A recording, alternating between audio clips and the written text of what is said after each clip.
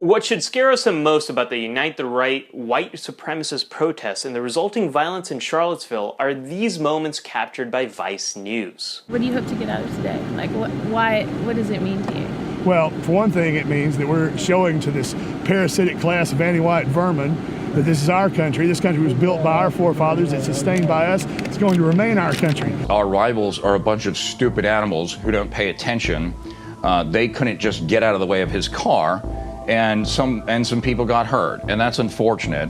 So you think it was justified? I think it was more than justified. White supremacists believe there are real differences between racial groups, that whites are the most evolved and most intelligent race, and that non-whites are lesser, more animalistic people. In a preliminary study, psychologists had a sample of over 400 self-identified alt-right white nationalists rate how evolved different groups of people are. They rated white people as superior to Jews, Mexicans, blacks, Arabs, and Muslims. Dehumanization, thinking of a group of people as less than human and not deserving humane treatment, makes it easy to hurt others. Research from Susan Fisk shows that when we deny the humanity of others, empathy can turn off while disgust can become activated. We saw this with American slave owners who believed blacks were barbarians, German Nazis who said Jews were like rats, and during the Rwandan genocide when Hutus called Tutsis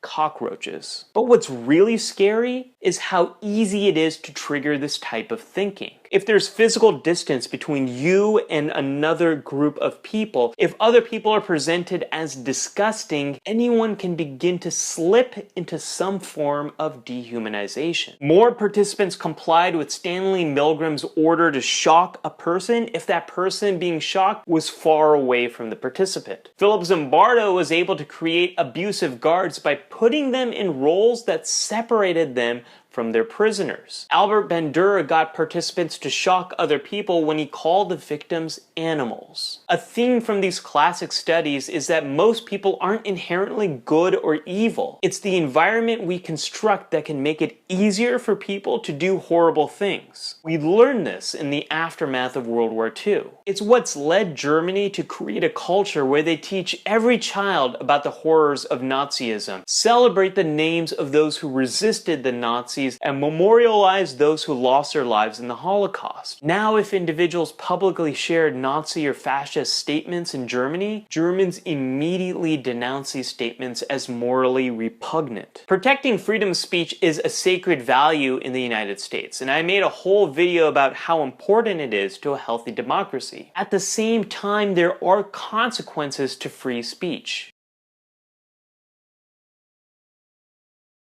We must remain fearful of dehumanization. If we don't remain vigilant against people like white supremacists, neo-Nazis, and the alt-right, we run the risk of letting these ideas spread. And this cannot happen. How have you been coping with the news of the last few weeks? Let me know in the comments below.